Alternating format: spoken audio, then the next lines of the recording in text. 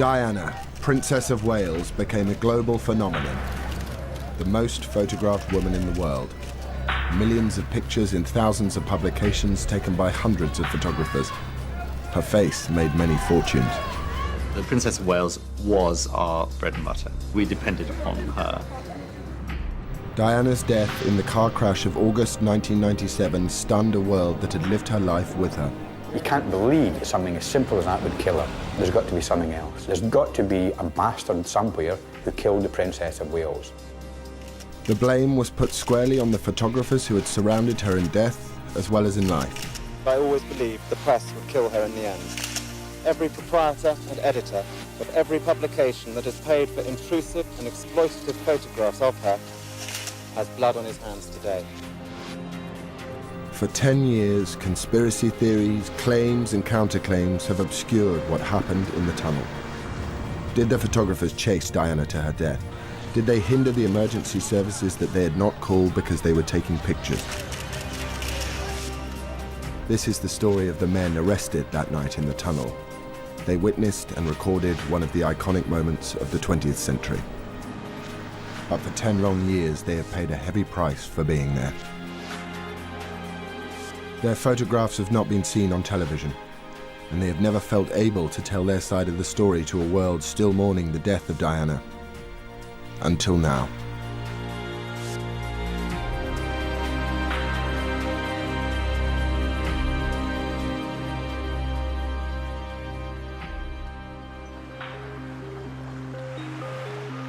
August sunshine on the French Riviera. Princess Diana was enjoying a holiday with her new man, Dodi al Fayed. Their romance was the hot tabloid story of the year. Probably the biggest story that you could hope to have with a princess who was now divorced. We'd never had anything like it in tabloid newspapers before. And we had these photographs arriving on our desks each day. Diana was happy to grab the headlines by playing up to the cameras. Her new affair kept Charles and Camilla off the front pages. Il y avait beaucoup de photographes, mais parce que il y avait un show. There were a lot of photographers because there was a permanent Diana show. She usually tried to hide, but this time she gave and gave and gave, every day. Elle donnait tous les jours, quoi.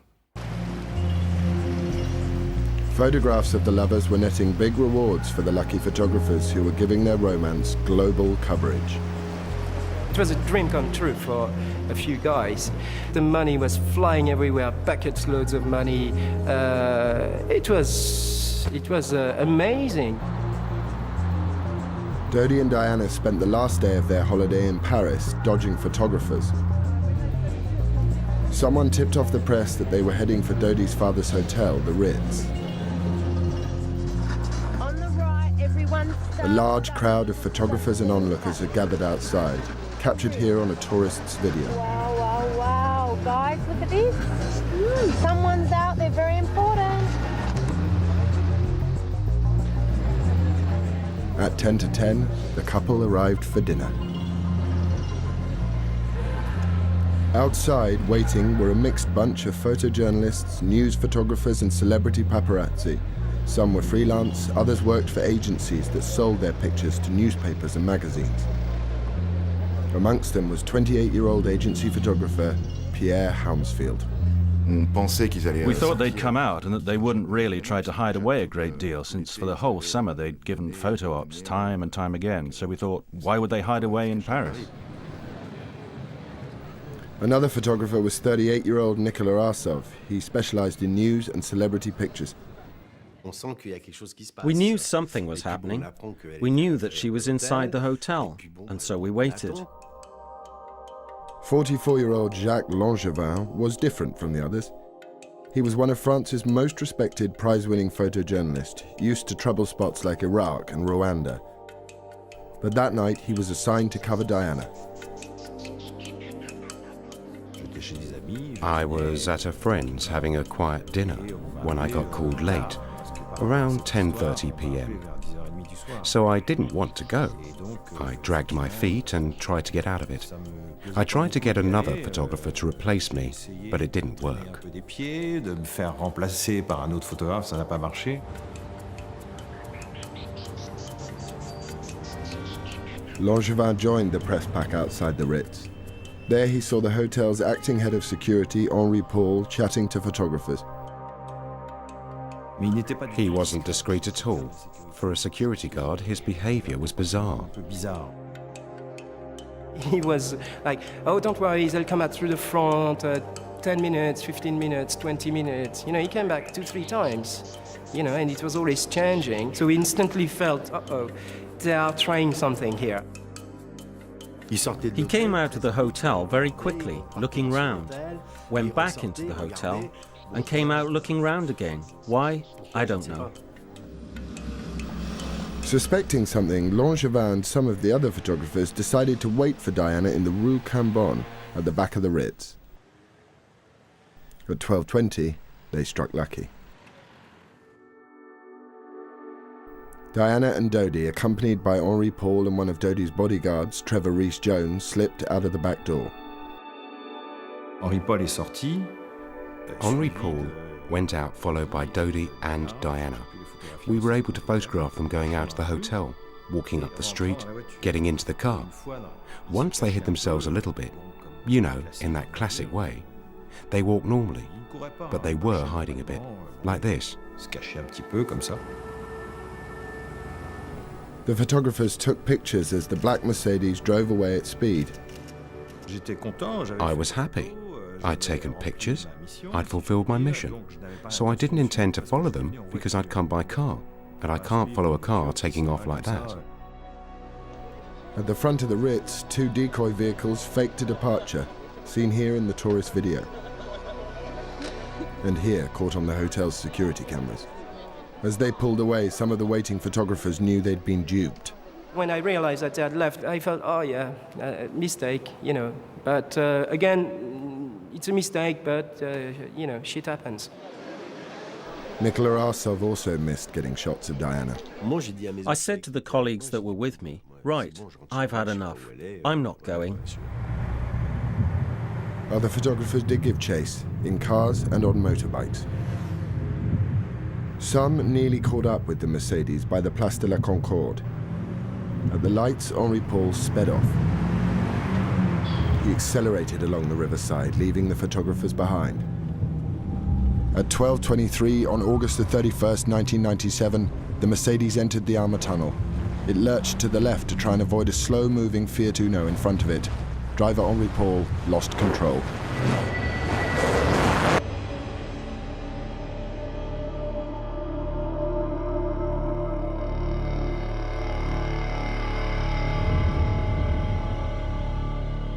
The car slammed into the 13th concrete pillar at 65 miles an hour. The force of the impact removed the front bumper.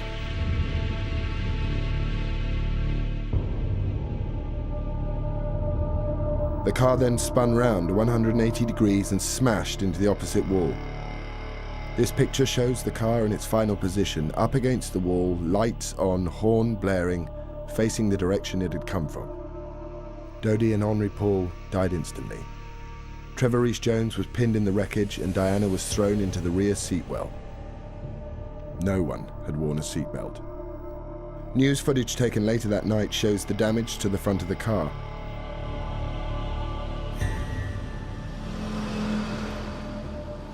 The first to arrive on the scene was 24-year-old photographer Romuald Ra and his driver.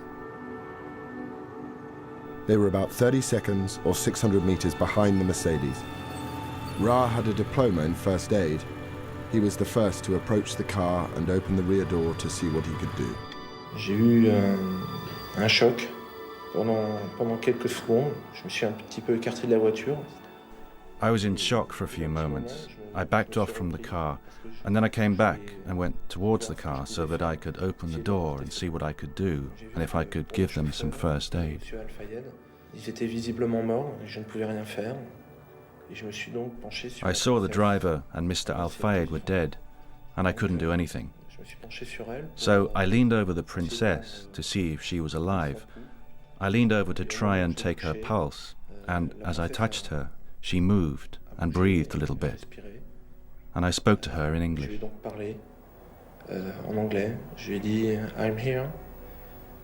Be cool. Doctor will arrive. The emergency services were called by several people.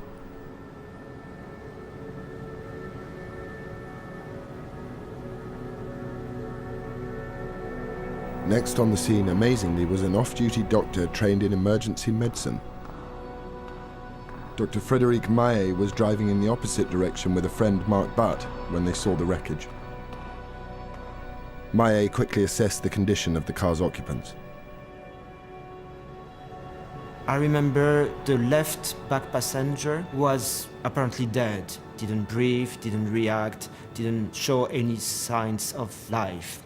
There was the front passenger who was still alive, shouting, screaming, because he was severely injured on his face. So at least he has kind of consciousness, kind of blood pressure, so he was not extremely urgent. And the left passenger was a beautiful woman. She didn't have any blood on her face, but she was unconscious and her head was down like that and she had difficulty to breathe. So she needed some assistance very quickly. Dr. Maillet rushed back to his car to get his medical kit and oxygen. Only now did more of the photographers who'd been following the Mercedes turn up. Tempers flared when one of them tried to take pictures inside the car. Rommel Ra told him to get back. It took me just maybe 1 minute to go and come back from my car. And these people, like 3 or 4 people, were walking around the wreckage. When I went inside the car to give assistance to the beautiful lady, they began to take a lot of pictures with a lot of flash. Dr. Maillet leaned into the car and attached an oxygen mask to Diana's face. I know it's very surprising for everybody, but I didn't recognize her because my attention was focused on so many other things. I didn't have time to try to understand who she was.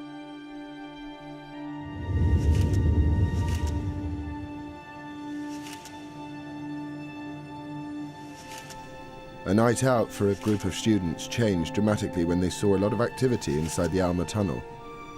Là, on a vu un photographe en scooter qui sortait du tunnel. Il s'est arrêté à notre niveau. We saw a photographer on a scooter coming out of the tunnel. He stopped beside us. One of his colleagues was saying, "Come back, she's still alive."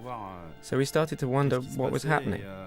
We ran in and went to look at the crashed car. On est sorti de la voiture et on est allé voir directement au niveau de la voiture en fait, accidentée. One of the students, Damien Dolby, was a volunteer fireman trained in first aid. Dolby rushed to the front car door to help Trevor Rees-Jones, who was trapped in the wreckage with multiple injuries. One of the accusations against the photographers was that they impeded the treatment of the injured.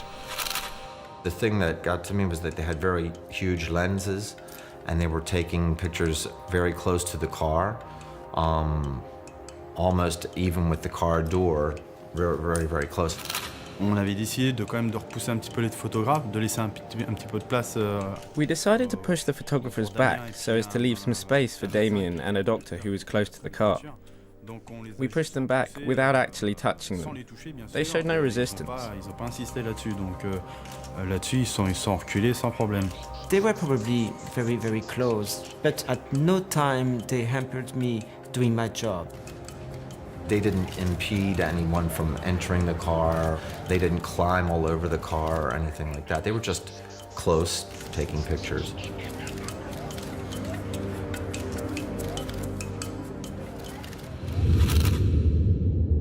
An American tourist took a number of pictures at this time.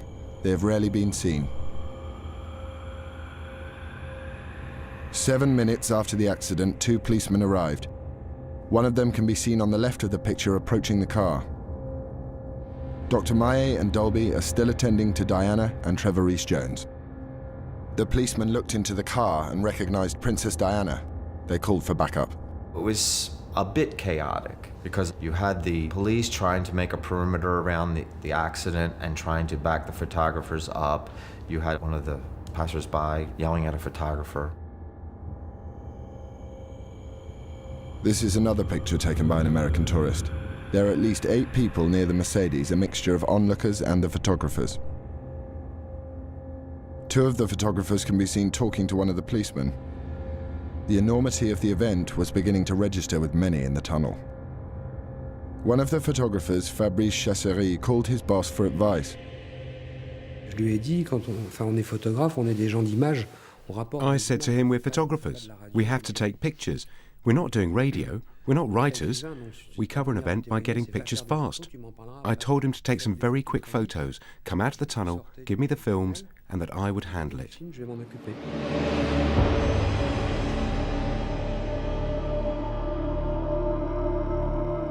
"9 minutes after the crash, a fire and rescue crew trained in emergency medicine arrived. At this point, Dr. Maillet handed over the care of Diana to them and left the tunnel. I thought that this beautiful woman who had a good chance to live, because I thought it was just a head injury. Diana's external injuries appeared slight. No one realized how serious her internal injuries were. The fire crews are in the difficult process of extracting Diana and Trevor Rees-Jones from the car.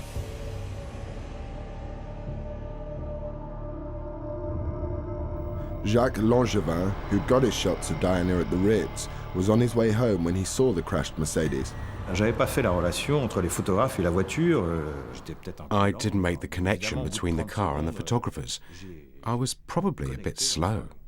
Obviously, after 30 seconds, my brain finally engaged. And to me, it was impossible that the people that I had been photographing 10 minutes before were the people in the crashed car. Accidenté. I realized that it was such an incredible event. I started to take pictures as well. Nicolas Arsov, also on his way home, was surprised to see Romain Ra's driver. Je m'étonnais pourquoi il était là, quoi. Et je me retourne comme ça. I was surprised. Why was he there? I turned like this because I was on my motorbike and I saw the car. Shit, a completely smashed up car with people surrounding it. And it's terrible. What am I going to say? But I said, they are completely messed up. But not for 1 second did I think it was Diana and Dodi's car. Not at all. It's he who said to me, you don't understand. I said, understand what? He said, it's Diana's car.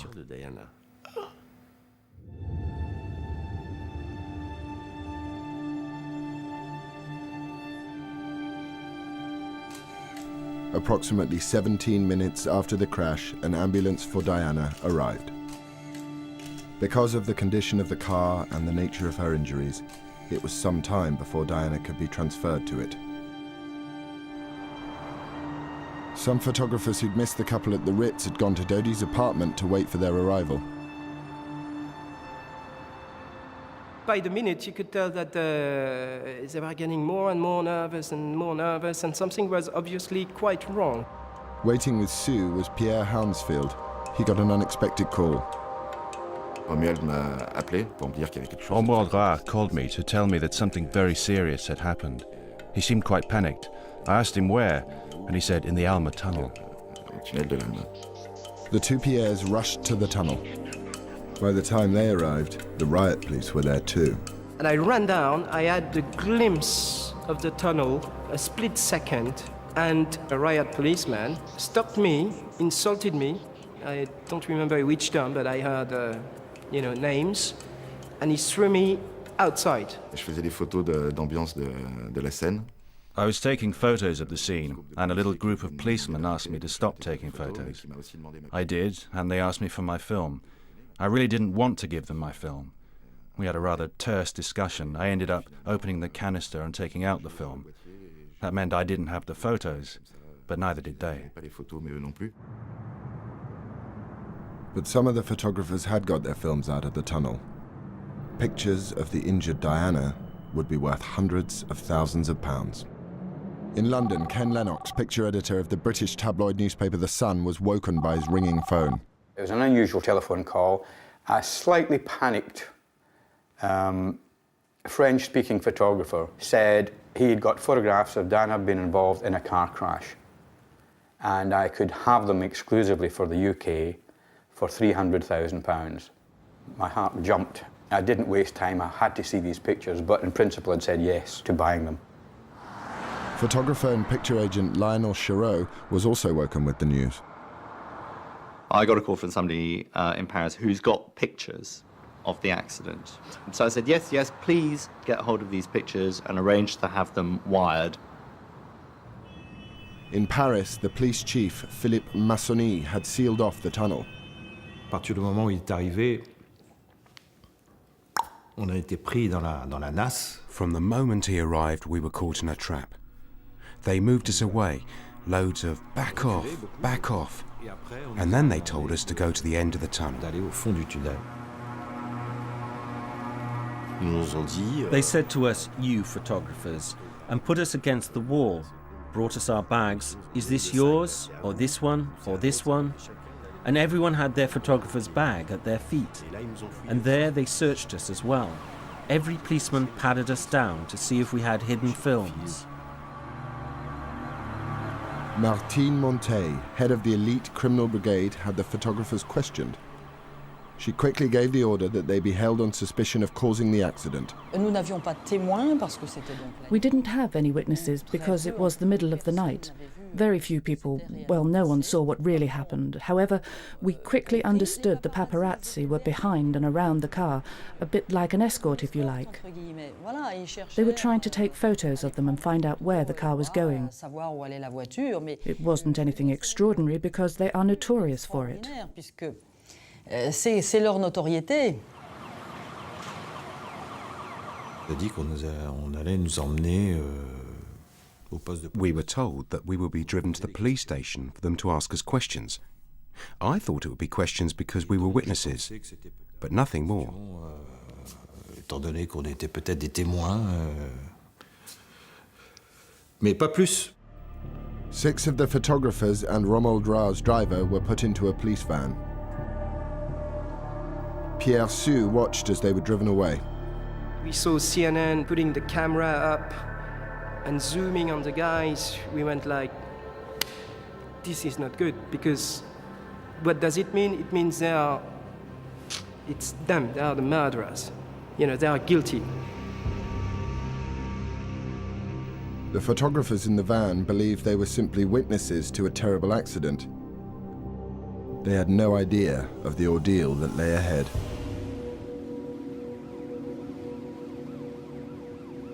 Just over an hour after the crash in the Alma Tunnel, 7 men were on their way into police custody. We arrived in the middle of the night, and we were interrogated, photographed, handcuffed. Only when they were at Criminal Brigade headquarters did the photographers realize they were suspects and could be charged with involuntary manslaughter and non-assistance to persons in danger. They faced a potential 5-year jail sentence. I was stunned when I heard that. They've gone mad, I thought. Me, I refused to sign that accusation. I thought it was ridiculous and stupid. We hadn't done anything. We had a press card. We were journalists, and here we were in a Paris police station. And we were completely naked, in front of all the police. I couldn't believe it. I only had a camera. I didn't have a shotgun or pistol.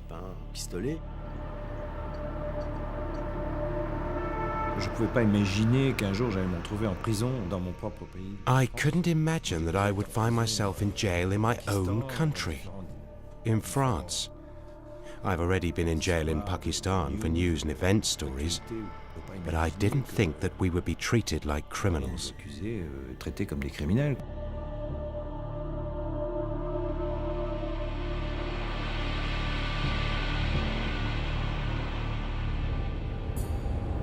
Diana had been in the car for 37 minutes, semi-conscious, before the emergency services could lift her out. As she was, she suffered a heart attack. It took 40 minutes to stabilize her before the ambulance could set off. Photographer Pierre Sue saw it come to a halt minutes later. You can from there see the entrance of the hospital. Virtually you can see it. It's about 400-500 yards away. And the ambulance stops. So we go, uh-oh, something is getting worse. And it lasted for ages, a good 15 minutes. Yes, we understood that the situation was critical inside.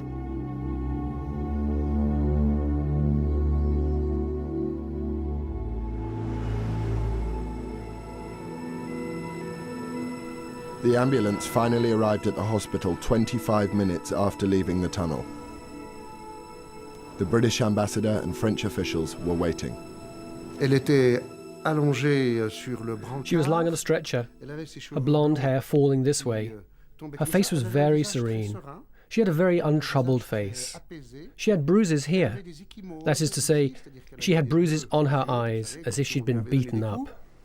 Philippe Massonny, the Paris chief of police, imposed a news blackout, but he briefed all the officials on his initial findings. He explained to me, in fact to all of us, that the matter was linked to paparazzi, who hounded, who chased the car. They had already arrested some of them. But not all the photographers who'd been in the tunnel were in police custody. 3 got out before the arrests. Laurent Sola was agent for 2 of them.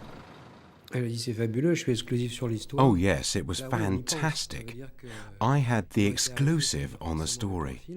They'd all been arrested with the films, and everyone that had been together during the night and on all the jobs, with one blow, they were all gone. So that left me, the only player in the game.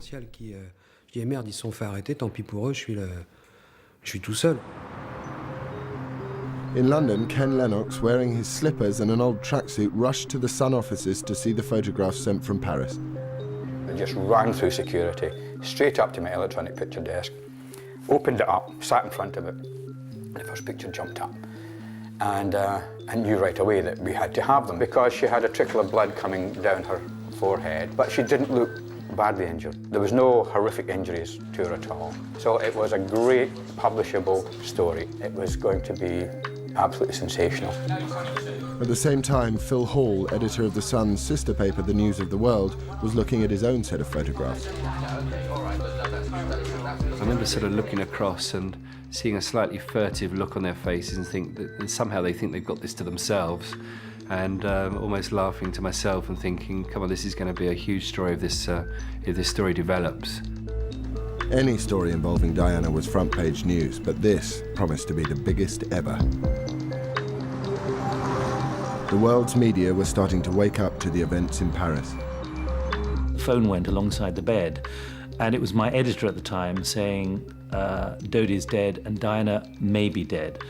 And using extremely fruity language, I thought this was a wind-up. I said, you know, don't wind me up. It's 1:15 on a Sunday morning. He said, no, this is true. Dodi is definitely dead. There's been a car crash. Can you come in? Gowing went on air at 2:30 London time. Welcome to BBC World News. I'm Nick Gowing. Diana, Princess of Wales, has been seriously injured and her companion Dodi al Fayed has been killed in a motor accident in the French capital, Paris. Reports say a vehicle carrying the princess and her entourage was being chased by a carload of paparazzi photographers. At News International, the mood rapidly changed from excitement to shock, as reports suggested the paparazzi were to blame. One of my first thoughts, and I remember saying it in the office, was that, gosh, if one of these photographers has caused this accident, we're all going to be in trouble. This could be the end of the free press as we know it, because there'll be a massive, massive backlash against us. I felt sick. I felt anxious about it all.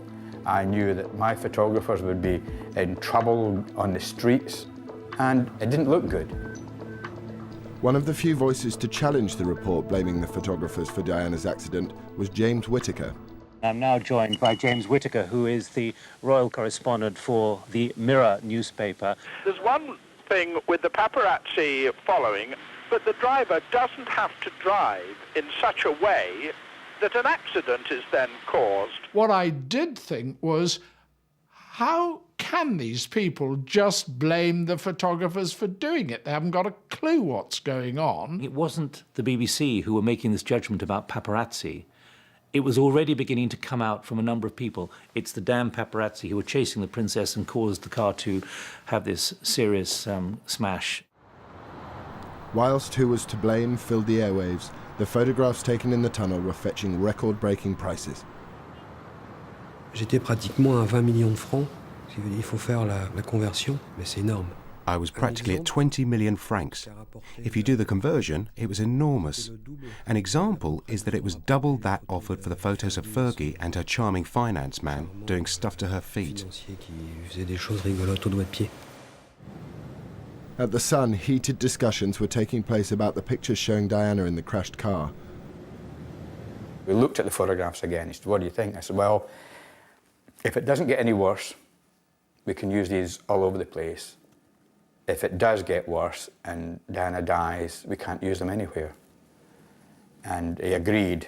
But it was like a conversation that you didn't really believe was going to happen. I couldn't believe that Diana was going to die.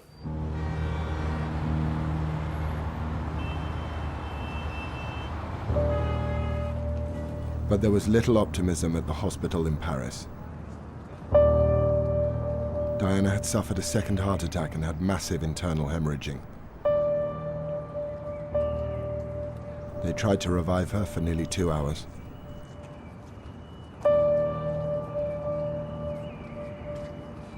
À 4 heures du matin, At 4 o'clock in the morning, the chief of police was informed by a doctor who came out and said, "It's over."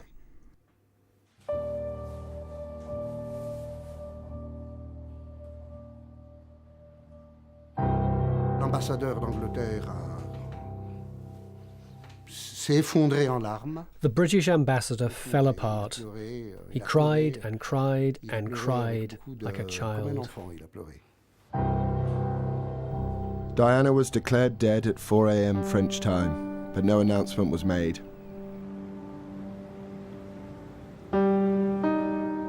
I got a phone call from the Paris-based photographer saying that he thought it was getting very serious.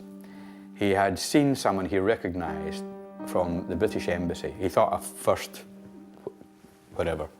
secretary, coming out of a room, leaning against the wall and sliding down the wall. And he just assumed that he was the bearer of bad news. By 4:30-ish, we essentially knew that she was dead. But we had to be absolutely sure. We needed an official confirmation. At the moment, we have no further official news on the accident which has taken place in Paris this evening involving a car involving Princess Diana and the death of her companion, Dodi al Fayed. By now, 500 million people around the world were tuned into news channels watching the unfolding drama on TV. I had to hold my breath, metaphorically, realizing that something dreadful was about to be made public, and I would have to reflect that on air. Nearly 2 hours after Diana died, the truth was reported. Within the last few moments, the Press Association in Britain, citing unnamed British sources, has reported that Diana, Princess of Wales, has died. This is not yet confirmed by any official source. So an unconfirmed source from the Press Association is that Diana, Princess of Wales, has died. The photographs of Diana suddenly became untouchable, priceless to worthless in moments. I couldn't profit from her death. I decided to stop the sale, tear up all the faxes, and tell everyone I was no longer selling the photos. They were just unusable. There's no word to put in what they were then. They'd become, instead of being a great commodity to use with a slightly injured Princess of Wales in a car crash, it's a great story, to be something that you just couldn't envisage publishing in a national newspaper the next day for people to waken up and see these photographs.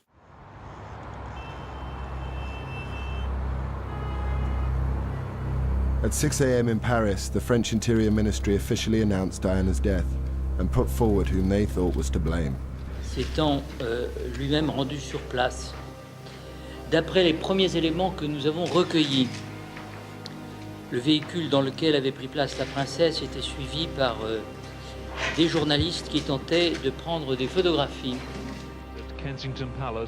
In Britain, people were shocked by the news that Princess Diana had been killed in a crash because the paparazzi had chased her car, It seemed everyone knew who to blame. People have been pointing fingers, angry fingers, at some of the photographers here. A bus driver leaned out of his cab and simply shouted at the Not a Media people here, "Leave her alone." Dodi al Fayed spokesman denounced the role of the photographers in the accident. Mr. Al Fayed believes that this appalling tragedy would never have happened but for the attentions of these people who I suppose we shall have to call photographers. It was quite appalling what happened, and we're just coming to terms with that. In Paris, some eyewitnesses told the media what they had seen in the tunnel. A police was pushing two of the journalists to go away from the car, and another one would run around to try to get by again, like it was relentless.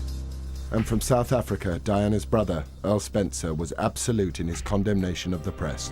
It would appear that every proprietor and editor of every publication that has paid for intrusive and exploitative photographs of her, encouraging greedy and ruthless individuals to risk everything in pursuit of Diana's image, has blood on his hands today.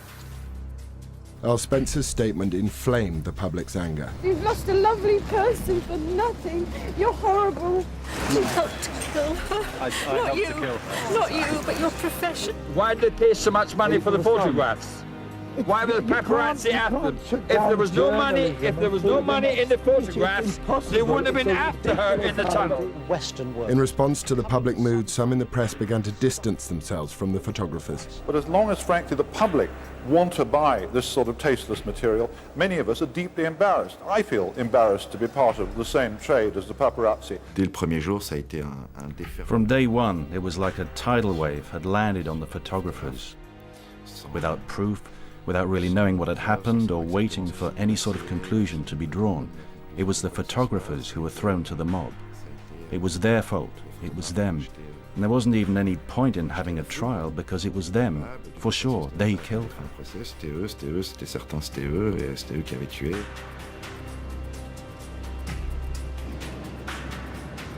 The 7 arrested inside the tunnel were being held at the Criminal Brigade headquarters. We were held in custody cells for 2.5 days, in a room with a window and a wooden bench. Mine was quite long. I could lie down, but the others couldn't. They had to sit for 2 days because they couldn't lie down. On était chacun dans des petites cellules transparentes. Each of us was put in a transparent cell with a neon light above. I had no idea whether it was day or night. It was all psychological. Vous voyez ce que je veux dire? Mais tout ça, c'est psychologique. The French authorities had 20 rolls with more than 80 pictures shot in the tunnel, but they wanted them all.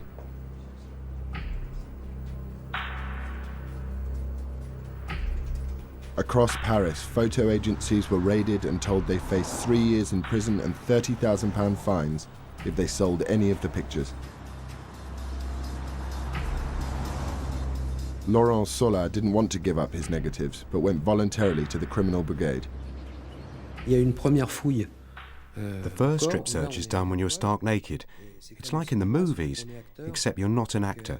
You are stark naked. A guy with fat fingers searched me. At this point, it's no movie. Taking a fat finger up your ass. Eventually, Sola handed over his negatives. The operation to get the photographs spread across the channel. In London, Lionel Chereau reported a break-in at his home. A crime prevention officer came to his house. He says, I have examined this report of your burglary, and I have to tell you that you have not been burgled, but that you have been targeted. I said to him, targeted what, by the grey men? He said, well, you can call them whatever you like. Grey men, MI5, MI6. But what I can tell you is that the person that came into your house had a plan of your house, had a key to your front door.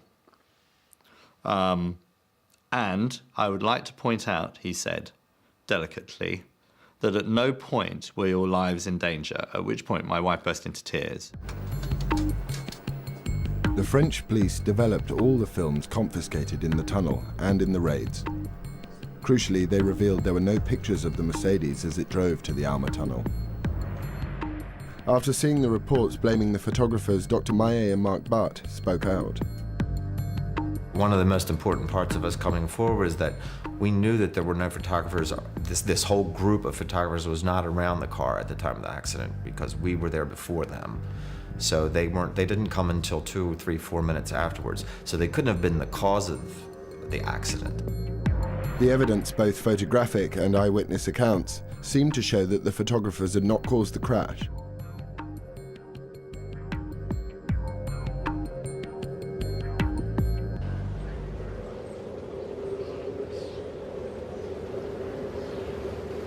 The world was in shock. A day after the death of Diana, Princess of Wales, the French police were still holding 7 men in their cells despite the lack of evidence against them. Then came a stunning revelation. The Paris prosecutor's office disclosed today that the driver of the car in which Princess Diana was fatally injured had an illegal blood alcohol level. He's said to have been more than 3 times over the French limit and twice the British one. Henri Paul's employer, Mohamed Al Fayed, insisted the photographers were at fault. The way these people went along, John, it was like the Wells Fargo stage, surrounded by Indians, but they weren't firing arrows, they were firing these blitz guns. And you know, after the accident, those motorcycles were left deliberately or accidentally in such a way that the emergency services were delayed by 10 or 15 minutes in getting there. The accusation against the dead driver Henri Paul did not keep the 7 men out of a French court. On Tuesday, the 2nd of September, the photographers went before the judge. The police have asked that 2 of the photographers believed to be more seriously implicated should be held here in custody. But by the end of the day's proceedings, the other 5 will have walked free. Yet despite their profession and their claims of innocence, none of them has chosen to come out here and face the cameras. On a servi de plat. We were served up on plates. We were served as dessert, the pièce de résistance to the entire media. It was extraordinary. Everyone was saying whatever they liked about it. And it sold. Mais ça se vendait. A phalanx of photographers in the world's press were waiting. Nicola Arsov slipped out of a side door. Et d'un seul coup, je tourne la tête comme ça vers la droite et je Suddenly I turned my head like this, and I saw hundreds of journalists. And then I carried on walking ahead of me without turning round. Then, on the other side of the Seine was Mr. Sieper, my boss, who was waiting for me in his car. And once I was in his car, I cried like a baby. Because you empty yourself. It's the tension, the pressure. You crack up. La pression, la... Ouais, vous craquez, quoi. À un moment, Diana's funeral at Westminster Abbey, a chance for the world to express its grief at her untimely death. It is a point to remember that of all the ironies about Diana, perhaps the greatest was this. A girl given the name of the ancient goddess of hunting was, in the end, the most hunted person of the modern age. When Diana's brother spoke out against the media, the crowds were with him.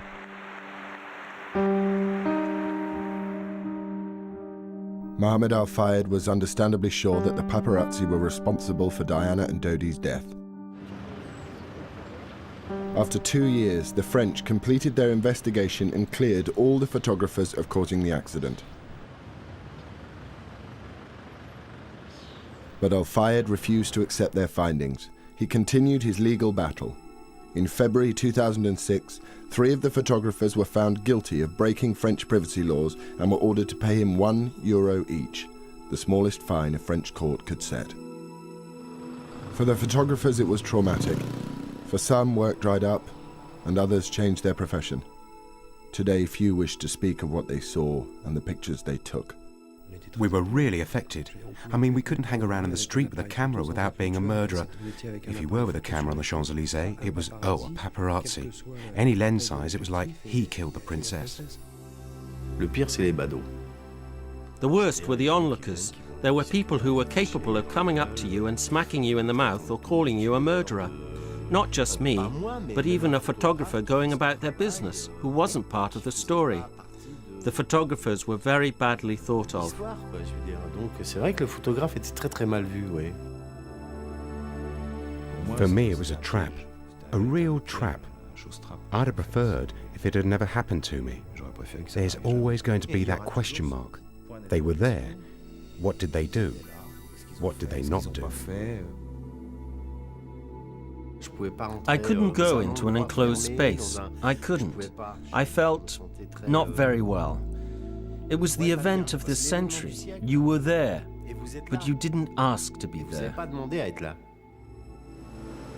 Controversially, since the crash, some photographs have been published in the Italian and German press, and in 2006 a book about the French investigation revealed more pictures. But most of the 80-plus photographs taken that night remain locked away in police files, imprisoned by our sensitivity to the memory of Diana. They were published here, there's no doubt about it.